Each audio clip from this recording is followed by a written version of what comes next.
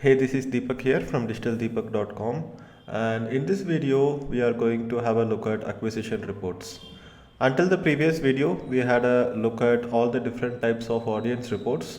Now acquisition is a separate section inside analytics, and let's have a look at what kind of reports do we get here inside acquisition. So first, if you go inside overview, you will be able to see the channel distribution. And what I will do is that I will just select the date range from April 1st to yesterday.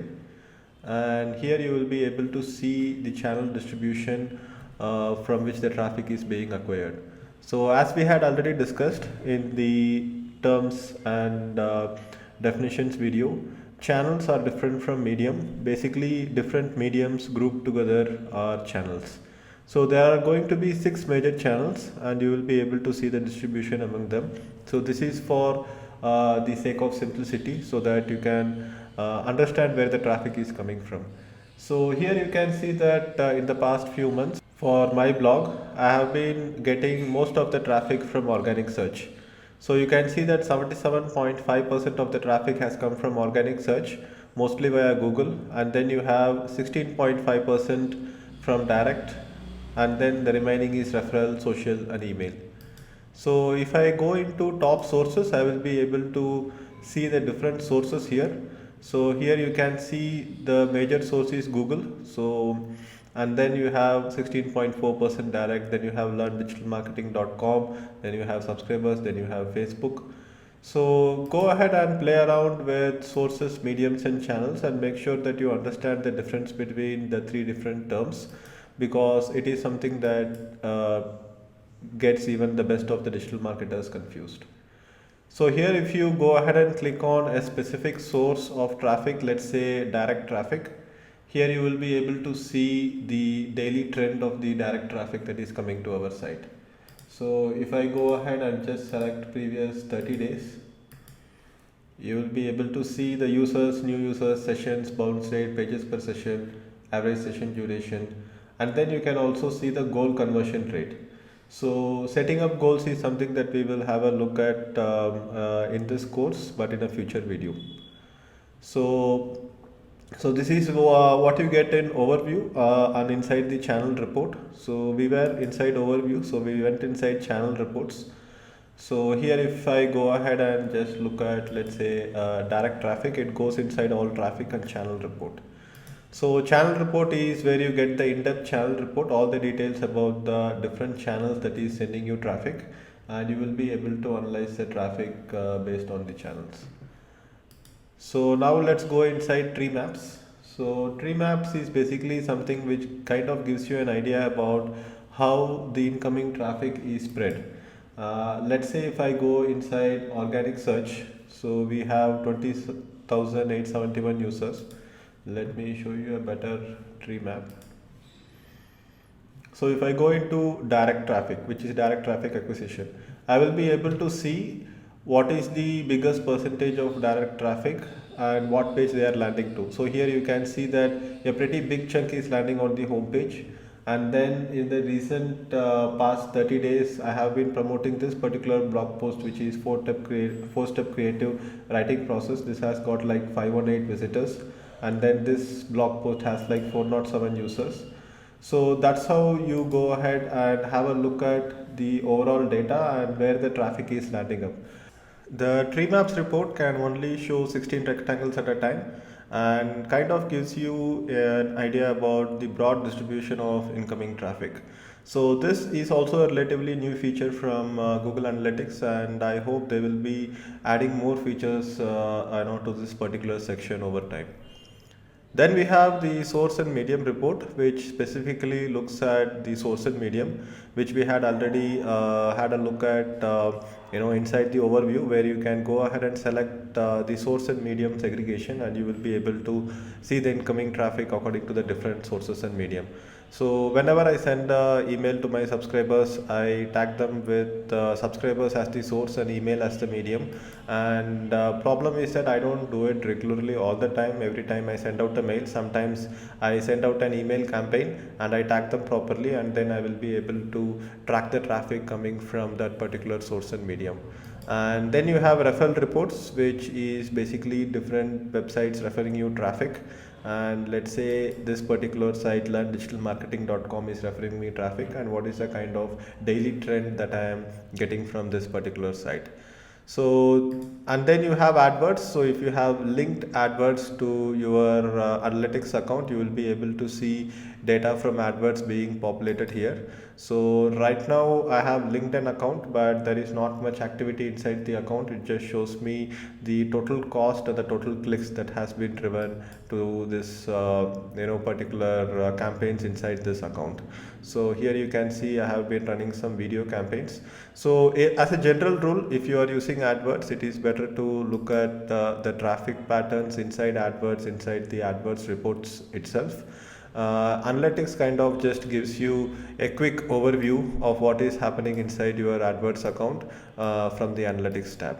And similarly, you can also connect your Google Search Console to your analytics account, and you will be getting data from Google Search Console back here. And there is a 2-day lag for data to be updated in Google Search Console. So here you can see that if you go inside my Search Console, so whatever search analytics data that you get here in this page is what is getting populated here as well. So it shows you the number of clicks received from Google search to your website, and it does not track the number of visitors, but it tracks the number of clicks from Google to the website. And here you can go into the country report inside Search Console. So the country report kind of gives you an idea about where people are clicking on your site from. And here you can see we have 66% India, 10% US, 1% UK, and then rest of the traffic is kind of very widely distributed between all the other countries. You can have a look at the devices report. So here you can see we are getting 70% clicks from desktop and just 30% from mobile, and 0.66% from tablet. This also shows you which gets a higher CTR. So desktop is getting a less CTR, and mobile is getting a higher CTR. Average position on mobile is higher, and here you can see the bounce rate statistics for these two as well, and then what kind of goal conversion is happening from different devices. If you look inside the query report, you will be able to see the kind of queries that people are searching for to land on your site. And here you can see there is a pretty significant, like 45%, which is categorized as other, and it is not giving you any data right now. But here you will be able to mine a lot of keywords which I have written about in a separate blog post. By looking at the data here, you will be able to understand what people are searching for and how they are landing up on your site. Like for example, people are landing up by searching for digital marketing books. So let me go ahead and search for digital marketing books. So here you can see my site is there available right on top 7 books every digital marketer must read. And if you go inside this article, you can see that I have listed the top 7 books, and I have also linked to Amazon India using my affiliate link. So here I am able to understand that people are in fact searching for digital marketing books, and I can go ahead and write more articles related to this because I know that there is a good demand for this. So people are searching for something like digital marketing courses in Ahmedabad, and if you see, my site is ranking number 1 for this particular keyword as well. So here you see a lot of people doing paid advertising campaigns for digital marketing courses, but I'm able to rank on the organic results as well. So here basically the query report is what you are seeing here, and you can see the same in analytics as well.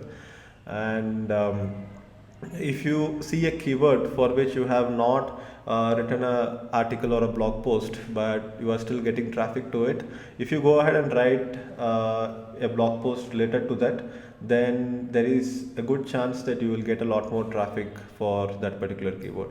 So let's say if now we will try searching for this as well. So yes, I have written an article for Gurgaon. So sometimes what happens is that I see a keyword here, like a city here, for which I have not written an article, and then the traffic goes ahead and lands on that article because there is no other article serving that particular keyword.